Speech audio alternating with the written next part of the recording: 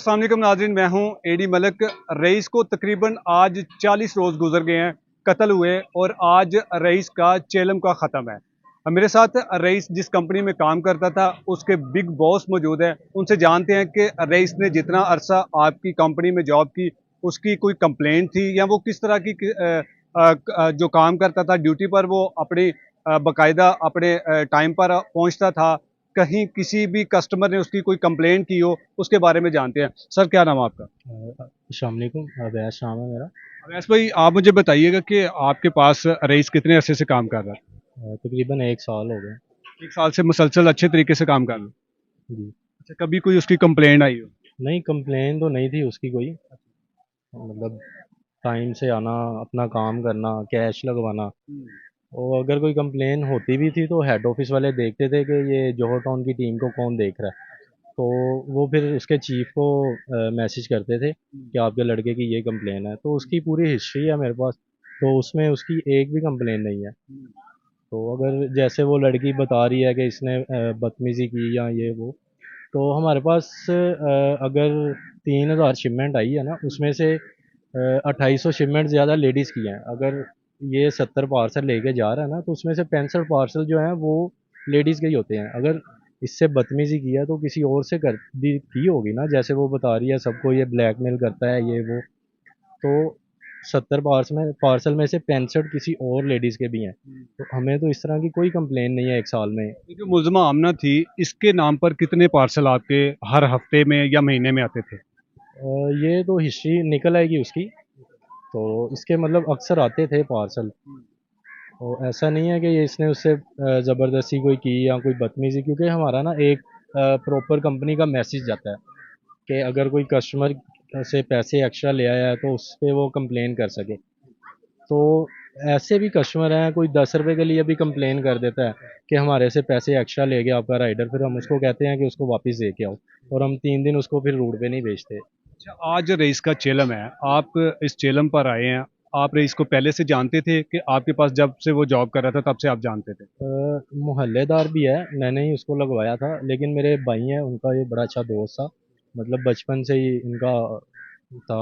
Family में भी आना जाना घर वालों का भी, लेकिन इस तरह की कभी कोई बात नहीं सुनी ना कभी। आमना के साथ उसका जो रिलेशन था उसके बारे में आपको कभी बताया हो? अक्सर इसका फ़ोन चार्जिंग लगा होता था। तो मैं इसे यही समझता था कि कस्टमर की कॉल आ रही है।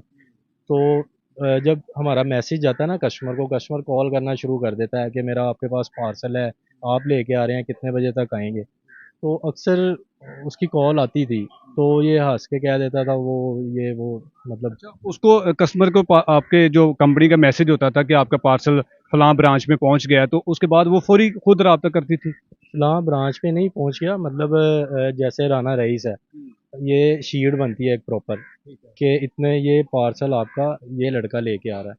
तो वो फिर मैसेज चला जाता है, नंबर भी चला जाता है कस्टमर के पास, और हमारे ऑफिस का नंबर भी चला जाता है कि अगर ये आपसे पैसे एक्स्ट्रा ले रहा है या कोई बदतमीज़ी कर रहा है तो आप इस पे कॉल करें। वो प्रॉपर मैसेज जाता है। तो उसमें राना रईस का पर्सनल नंबर नहीं जाता था, हमारी कंपनी ने जो नंबर दिया हुआ था ना अपना, वो जाता है कस्टमर के पास।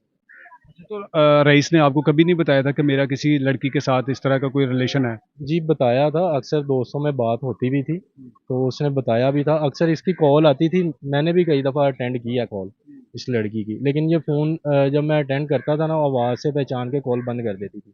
अच्छा, आपने कॉल इसकी अटेंड की? जी। कोई आगे से कोई बातचीत नहीं, कुछ भी हुआ? उसके पास एक ही फ़ोन था, उसकी ना एलसीडी टूटी हुई थी, किसके पास था? राना रईस के पास। हाफ़ एलसीडी थी, उसपे कुछ मतलब इतना ख़ास नज़र नहीं आता था, इसने पैनल चेंज करवाना था।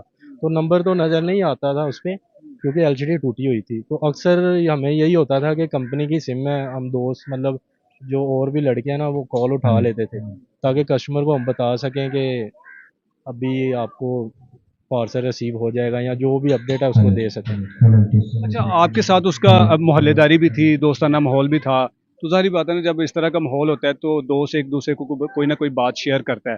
तो इस वाक़ये से पहले कोई ऐसी बात उसने को आपके साथ ऐसी शेयर की हो जिससे आपको लगता हो कि अगर मुझे इस पर कोई एक्शन लेना चाहिए था तो शायद आज ये दिन ना देखना पड़ता? असल में मेरे भाई का दोस्त था। वो मेरे से इतनी बात शेयर नहीं करता था। वो मुझे मतलब ऐसे ही समझता था कि ये मेरे दोस्त का बड़ा भाई है, सीनियर भी है और मेरा भी बड़ा भाई है।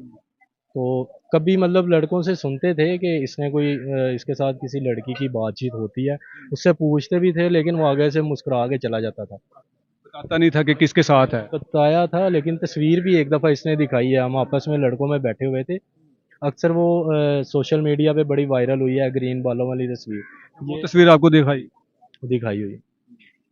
इसका फ़ोन टूटा हुआ था, इसने एक लड़का है उसके फ़ोन पे शेयर की, तो वहाँ से दिखाई, बॉस ये देखें ये ऐसे वैसे। तो मैं इसको मना भी किया था कि आप ना ये इस तरह की लड़कियाँ अक्सर मुझे ये पता चला था कि लड़की ने इसको कहा हुआ है कि मैं अनमैरिड हूँ। जी। नहीं, ये नहीं बताया था कि मैं शादीशुदा हूँ, 3 बच्चे हैं मेरे। बच्चों का नहीं बताया था, मुझे भी इसने यही बताया था, वॉइस भी सुनाई थी। और लड़की ने यही कहा था कि मेरे पापा अमेरिका में होते हैं या और भाई जर्मनी में है, तो वो आएंगे तो ये मैं उनसे बात करूंगी, ये वो इसको यही कहा हुआ था। अच्छा, जिस दिन आपको पता चला कि ये सारा वाक़या हो गया है, उसके बाद फिर आपके ज़हन में क्या बात उसकी आई कि ये ऐसे नहीं होना चाहिए? असल में मेरे ये हैं उस्ताद जो अभी इधर खड़े हुए थे ना, तो मैंने इनसे मैट्रिक किया है, तो इनको पता था अवैस के पास ये लड़का काम करता है। तो मुझे कॉल आती है कि ये इस तरह पार्सल देने गया था, वापस नहीं आया। तो मैंने कहा अगर पार्सल देने गया तो शायद कस्टमर ने वेट करवा लिया होगा, आ जाएगा। मुझे अगले दिन फिर इनकी कॉल आती है कि नहीं आया। तो मैंने इनको बताया कि इस तरह ना यहाँ पे लड़की है, तो आप उनके घर से चेक करें, वहाँ पे कोई मसला तो नहीं बना हुआ। फिर ये वहाँ पे गए हैं। अब जो लड़की के बयानात आपने सुने, उसके शोहर के भी सुने कि वक़ुआ हुआ क्या था, लेकिन कहानी तो वो उनकी थी बनी बनाई। वो उन लोगों ने लोगों को सुनाई, लेकिन लोगों ने उस पर कतई तौर पर यकीन नहीं किया। जो हकीकत होती है वो सामने आ जाती है। अब जो इनकी कहानी है, आप उस पर क्या कहेंगे? वो सारा झूठ है, सारा झूठ है। लड़की मतलब खुद मुलव्वस है। लड़की की कॉल्स भी आती थी, लड़की ने उसको मतलब फंसाया हुआ था। लड़की का सारा कसूर था, उसी ने अपने झांसे में फँसाया। बिल्कुल, क्योंकि ये पिछले दिनों मेरे से 2 छुट्टियाँ लेके गया है कि बॉस मेरा निकाह है, तो मैं मतलब जुमेरात और जुमे को नहीं आऊँगा। मेरे ख्याल में शायद इसका जुमे को निकाह था, तो मेरे से छुट्टियाँ भी लेके गया है। तो मैंने इसे तब भी पूछा है, तो इसने मुझे तो यही कहा है मैंने छोड़ दिया, लेकिन वो मुझे ना कॉल करती है अभी भी। सर बहुत शुक्रिया। नाज़रीन, रईस के चेलम का जो समलक जो कुरान ख्वानी है वो अब शुरू हो चुकी है। तो हम वो भी आपको मनाज़िर दिखाएंगे कि लोग रईस के साथ कितनी ज़्यादा मोहब्बत करते थे, क्योंकि मुल्ज़मान ने बार बार रईस के मरने के बाद इस तरह के नाजेबा किस्म के इल्ज़ामात लगाए, जिसका मैं तो कोई इस पर बात करना गवारा नहीं समझता। लेकिन यहाँ पर तकरीबन इनके जो अपने रिश्तेदार, जो अपने प्यारे हैं, वो तो पहुंचे ही पहुंचे हैं। साथ ही साथ वो लोग भी यहाँ पर काफ़ी तादाद में मौजूद हैं जिनका रईस के साथ किसी किस्म का कोई रिलेशन नहीं था, किसी किस्म की कोई रिश्तेदारी नहीं थी। सिर्फ और सिर्फ क्योंकि ये वाकया, ये सानिया इतना अफसोसनाक था कि हर शख्स जिसने भी इसके बारे में वीडियो देखी, जिसने इस शख्स के बारे में कोई भी खबर सुनी, तो वो एक दफ़ा तो सोच में मुब्तला पड़ गया था। आज जो गुज़श्ता रात गुजरी है, एक रात इन्होंने पहली मुल्ज़मान ने जेल की काल कोठरी में गुजार दी है। किस तरह से इन पर ये रात भारी गुजरी होगी और क्या ये दीवारों के साथ साथ टकरा टकरा कर रोते होंगे कि हमने ऐसा नहीं करना चाहिए था। लेकिन हमारी भरपूर आप सबसे अपील है कि हम तब तक इस केस को दबने नहीं देंगे जब तक इन मुल्ज़मान के खिलाफ कोई बड़ी कार्रवाई, कोई बड़ी सजा का फैसला नहीं हो जाता।